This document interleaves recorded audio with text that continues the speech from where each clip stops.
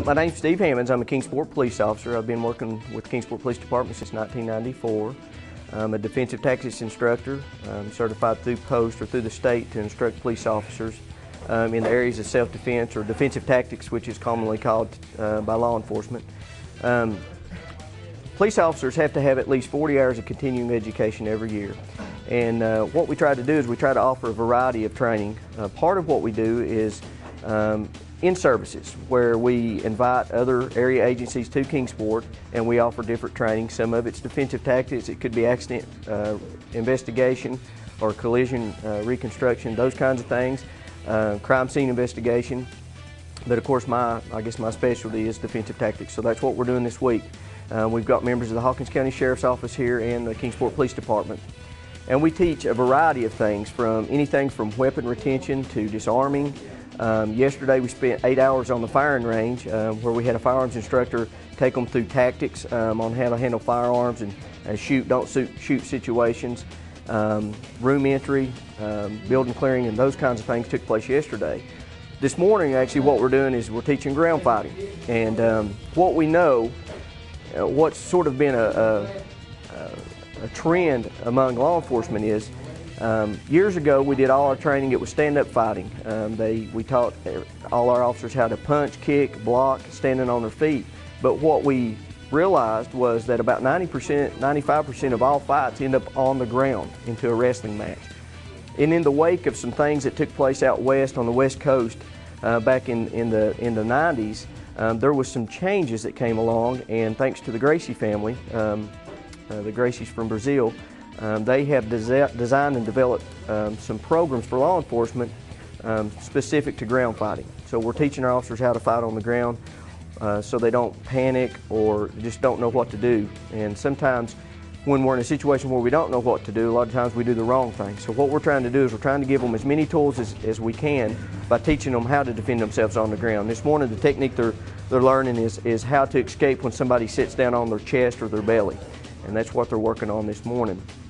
I interviewed a sergeant with the LAPD after they implemented this kind of tactics out west on the West Coast, and I asked him how it had changed what they were doing, and he said that since they had incorporated the ground fighting skills into their defensive tactics system, that they had actually dropped the number of use of force complaints against their officers.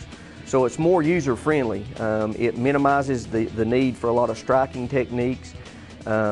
He actually said not only had it reduced the number of use of force complaints, but it had actually reduced the number of use of force incidents that their officers were involved in. And I asked him why, and he said, well, he believed it was because his officers are now more rounded, they're more competent, and therefore more confident and less likely to overreact to an aggressive situation. So we do, during the week, we do anything from, we do vehicle extractions, we can do baton training.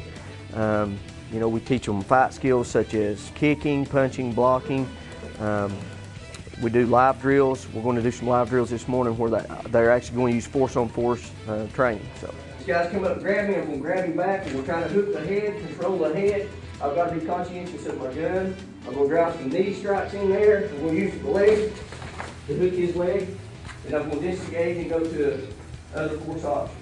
Okay? Get your partner right. Just hang on to it. No matter how you get it, just get it. Knee strike. Knee strike to the groin here. Good. Oh, I'm a good guy. Hold me down. Yeah, okay. There you go. Kick. Yeah. And then hook the closest leg. This one? No. You want the same? There you go. Now, hook the leg out from under me and throw my upper body back. That's it. That's it. Right here. Wrestling around, dancing around, these guys. Which leg's going to hook? This way. Which one's closest to you? That's one you're going to hook. Okay. Once you take them down, you've always got the option to drop your knee into the ribs. Okay? The float ribs are down here. Easy soft target. Not to mention you can just knock the air out of them by landing on them. Okay? Depending on the situation, if you want to go ahead and take it to the ground at that point, you've got that option. Okay, that's the decision you have to make. I can't make it for you. Personally, I would prefer to disengage and go to an alternate force option. This is one that a lot of civilians are really worried about. I can think of maybe one time 2 times maybe at most, but this is actually happened to me on the street. Usually in a domestic situation where you're taking husband to jail and the wife or girlfriend don't want you to take them, so you're dealing with husband and you get jumped from behind, okay? First thing you gotta do, the hips are critical. Bump the hips back, okay? Hips are critical.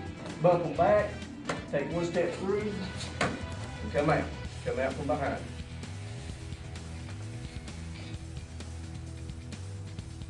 Turn toward the V of the neck, pull down, glue the arm, bump the hips back, step out. If you need the knee strap, you've got it. If you don't need it, you can actually go into an arm bar for handcuffing, take them to the ground if you need to. I've stepped through. Don't be afraid to use your shoulder here. Get that arm up on the shoulder for control. I can actually control him right here. From here, I can go to my weapon if I need to. I can go to my pepper. I can actually get to my radio, my baton, cross-draw the taser, whatever I need to do here. But use that shoulder. Trap it in there like this. One more time, I want to see y'all trap that arm with your shoulder. Turn toward the V, glue the arm to your body, thrust the hips back, step out, trap the arm with the shoulder, and you've got a free hand to do what you need to do. You've got them here, you want to take them to the ground, take them to the ground. Okay, from here, remember the technique? Knee into the shoulder. You've got the arm controlled now. You've got both hands free now. You can talk them into it, tell them to put their hand on top of their head or the small of their back. You go straight from there into handcuffing. Use the pain compliance technique in your hand.